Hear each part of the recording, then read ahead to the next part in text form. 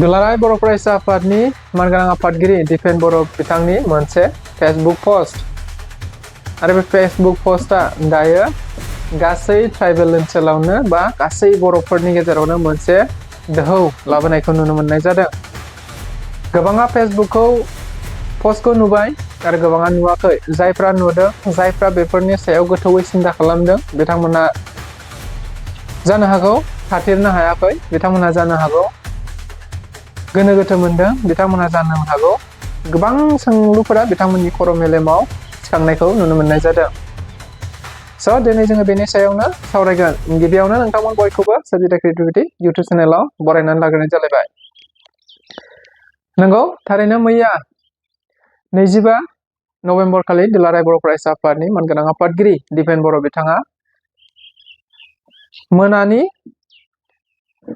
10 रिंगासोआव मोनसे Facebook post होनायखौ नुनो मोननाय जादों आरो बे फेसबुक पस्टआव बिथाङा लिरनानै होदों, थारैनो आथिखालाव आसामाव सोलिबाय थानाय मोनसे ट्रेन्डिं, मोनसे दाबि, मोनसे डिमान्ड, मोनद' हारिफोरखौ एसडि खालामनांगौ बा मोनद' हारिफोरनो एसडि स्टेटास होनांगौ, बेखौ लानानैनो सोमावसारबाय थादों। बेखौ नोजोर बोनानैनो आसामनि गिबि मन्थ्रि डक्टर हिमन्त बिश्व शर्मायाबो सम सम बुंबोबाय थादों खौरां बिजोंफोरनि गेजेरजों दे बिथांमोनखौ एसटि होनांगौ आरो बिथांमोननि एसटि बिनाया थारैनो बियो मोनसे संबिजिरारि मोनथाय होननानै बिथाङा बुंथिंबाय थादों। बेनि गेजेरावनो ब्रायनो दायो नुनो मोनदों दिपेन बर' बिथाङा बुंथिनानै होनाय बायदिब्ला थारैनो मोनद' हारिफोरनि गेजेराव दायो मरान, मटक आरो कच राजबंशिफोरखौ दायो बोखावजायै गवालपारा, थामहिनबा क'क्राझार आरो चिरां जिल्ला स्पेसियेलि बिटिसिनि सिङावबो एसटि होनो थाखाय आसामनि केबिनेटआ दिनै 26 नभेम्बर खालि थांखि लासिगोन आरो बे 26 नभेम्बर खालि दिनैनि थांखि लानायखौ बिथांमोनहा थारैनो गाबोनहाय 27 नभेम्बर खालि आसाम एसेम्ब्लियाव बिथांमोनहा दैथायहरसिगोन बा आसाम एसेम्ब्लियाव बिथांमोनहा दिखोसिगोन। थारैनो जोबोद साननो गोनां बाथ्रा। गोबां नाजादोंमोन होबथानो, गोबां दावराव दावसि जादों, गोबाङा सापर्ट खालामदों, गोबाङा सापर्ट खालामाखै, गोबाङा गावबा गाव फेसबुक पेजनि गेजेरजों बुंदों, गोबाङा ससियेल मिडियानि गेजेरजों बायदिसिना बाथ्रा बुंदों आरो बेनि गेजेरावनो जायफ्रा राजनिति खालामग्रा, राजनिति दैदेनगिरिफोर, बिथांमोना बुंथिंदों, थारैनो मोनद' हारिनि एसटि होनायाव जेबो आपत्ति गैया, मोनद' हारिनि एसटि होनायखौ जोङो सापर्ट खालामो, हेफाजाब खालामो, बायदिसिना बाथ्रा बुंदों। बेनि गेजेरावनो बिटिसिनि दैदेनगिरिफ्राबो दायो बे बाथ्राखौनो बुंथिंबाय थादों जे थारैनो कच राजबंशी आरो आदिबासि सुबुंफोरनो एसटि होनायाव जोंहा जेबो अबजेक्सन गैया, बायदिसिना बाथ्रा बुंदों, रिकमेन्डेसन हरदों, मादों, हरगोन, बायदिसिना बाथ्राफ्रा बेरखांबाय थादों। बेनि गेजेरावनो सोरबा सोरबा बुंथिंनो लादों थाखानाय एसटिफोरखौ जेबो खहा खालामालासिनो एसटि होनायाव जेबो बुंनांगौ गैया आरो बेबायदि एसटि होनायाव जोंहा जेबो हेंथा गैया, गोबाङा बुंथिंदों आरो सोरबा सोरबा बुंथिंदों डाइरेक्ट एसटि होनो मोना। बाथ्राया थारैनो गोबांथार गोसारलांदोंमोन, गोबांथार बेबायदिनो गावजों गावनि गेजेराव हेंथा हेंसिबो सोमजिदों आरो गोबांथार खौरां बिजोंफोरनि गेजेरजों गोबाङानो दासिम बेनि हेंथा खालामदों आरो गोबाङा खालामाखै आरो गोबाङा खालामगोन होननानै बुंथिंबाय थादों। नाथाय सिगांनिफ्रायनो जों मिथिबोबाय थादोंमोन जे 25 नभेम्बर खालिनो आसामनि गिबि मन्थ्रि डक्टर हिमन्त बिश्व शर्माया थारैनो बेनि सायाव केबिनेटआव सावरायलायनानै थांखि लागोन होननानै बुंथिंबाय थादोंमोन खौरां बिजोंफोरनि गेजेरजों। नाथाय बेनि गेजेरावबो जोंनि माखासे दैदेनगिरि आफाद आरो माखासे क्रिएटर्सफ्रा बा माखासे समाज आफादफोरा जोंनिया बे बाथ्राखौ गुरुत्व लायाखै आरो गोबाङा खौरां बिजोंफोरनि गेजेरजों प्रेस मिटल' होबोबाय थादों। नाथाय बेनि सायाव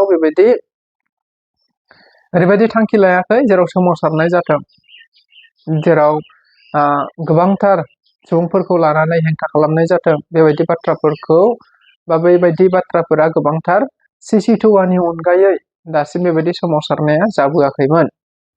गुबुन हारियाव नुनो मोनदों एसे एनै गावबागाव हारि फरायसा आफादफ्रा बा माहारियारि आफादफ्रा हेंथा खालामबोनायखौ जों नुबाय थादोंमोन। नाथाय बर'फोरनि गेजेराव दुलाराय बर' फरायसा आफाद एबा CC2नि अनगायै गुबुन आफादफोरखौ बेबायदि ST खौ हेंथा खालामनानै सोमावसारनायखौ जोङो एसेबां अहरह नुनो मोननाय जायाखै। जियानो जा दुलाराय बर' फरायसा आफादनि मानगोनां आफादगिरि दिपेन बर' बिथांनि बे फेसबुक पेजआ दायो फेसबुक पस्टआ दायो गोबांथार ससियेल मिडियानि गेजेरजों गोसारलांबाय। गोबांथार निउस पर्टेलफोरा बेखौ बानायबाय। थारैनो दिनैनि गेजेराव आसामनि केबिनेटआ थांखि लासिगोन आरो बे थांखिया पजिटिभ जागोन। आरो गाबोन 27 नभेम्बर खालि बिथांमोनहा गावसिनि थांखि लानाय केबिनेटआव थांखि लानायखौ बिसोरो आसाम एसेम्ब्लियाव बिसोरो दैखांसिगोन। दैखांनानै बिसोरो पजिटिभ रेकमेन्डेसन हरसिगोन स्टेटनिफ्राय। उनाव मा जाहैयो मा जाहैया मोनो मोना बियो उननि बाथ्रा। नाथाय आसामनि केबिनेटआ दायो पजिटिभ रेसपन्स हरनो थाखाय बिथांमोनहा रेडि जाबाय होननानै बे फेसबुक पस्टनि गेजेरजों बिथाङा फोरमायथिनानै होनायखौ नुनो मोननाय जादों। आरो बेखौबो बिथाङा बुंथिनानै होदों दि थारैनो बेफोर गासिबो एसेबां होबथासेयावबो जोङो होबथानो हायैनि गुबै खारना जाहैबाय जोङो खौसेथि गैया। जोङो गावजों गाव खौसे जानो रोङाखै आरो खौसे जानो रोङैनि थाखायनो दिनैहाय गोबां नाजासेयावबो बेखौ होबथानो हानाय जायाखै होननानै बिथाङा बुंथिदों। आरो बे बाथ्राखौबो रोखा खालामनानै होखादों थारैनो बेबायदिया जुदि जामारोब्ला BTCआव 6 सिडिउलनि बा 6थि फारिलाइनि जानाखि ट्राइबेलफोरनि मोन्थाय बे ट्राइबेलफोरनि मोन्थायखौ बिथांमोनहाबो समान समान मोनफासिगोन आरो बिथांमोननोबो जोङो समान समानै राननानै होनो गोनां जासिगोन होननानै बिथाङा बुंथिनानै होदों।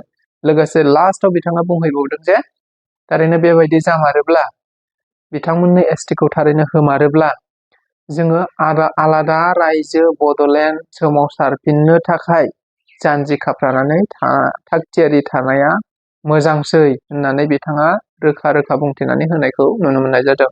आरो बेनो जोंनि आल्टिमेट कल।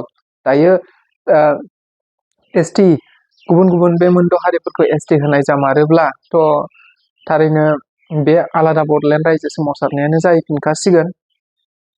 नाथाय साननो गोनाङा बेसो आलादा बड'लेण्ड रायजो सोमावसारोब्ला दिनैनि गेजेराव सोर साबैसेया हेफाजाब होगोन, बेसेबाङा हेफाजाब होगोन। मानोना राजनितिखौ लानानै दायो गोबाङा गोबां बाहागोआव रानजोबखाबाय। दिनैहाय राजनितिखौ लानानै जोंनि बर'नि मानसियानो ST होनायाव हेंथा गैया। ST होगोन, STनि खामानि मावगोन। दालाय बिसायख'थि फैबाय, बिसायख'थियाव बुंथिंसिगोनलाय जोङो ST होगोन। आं सरकाराव फैयोब्ला ST होनायाव खामानि मावगोन, ST होनायनि खामानि मावगोन, हेन थेन बायदिसिना बाथ्रा बुंखासिगोनलाय। जियानो जा आलादा बड'लेण्ड रायजो सोमावसारफिननो थाखाय बयबो थियारि जानानै थानाया मोजां।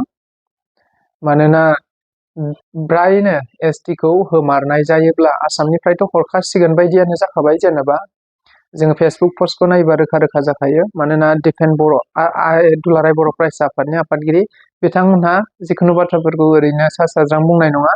बिथांमोननियाव गोबांथार इन्टारनेल एजेन्ट्स गोबांथार इन्टारनेल सर्सफोर थागोन आरो बेफोर सर्सफोरनि थाखाय बिसोरो खौरां मोननानै जानो हागौ बिथांमोनहा फेसबुक पेजनि गेजेरजों रोखा खालामनानै होनाय जादों। आरो बेनि थाखाय जों बयबो थियारि जानांगोन। बेफोर गासिबो गुबै खारना जाहैबाय राजखान्थियाव थानानै जोङो गावजों गाव गावस्रालायनाय आरो गावजों गावनि गेजेराव खौसे जानो रोंलायै। आरो बे बाथ्रायाबो रोखाखा। बाथ्रायाव बुंनाय दङ थारैनो जोंनि गेजेराव दायो दैदेनगिरि आरो गुबुन गुबुन आफादफोरखौ हेफाजाब होलायनायाथ' गोजाननि बाथ्रा।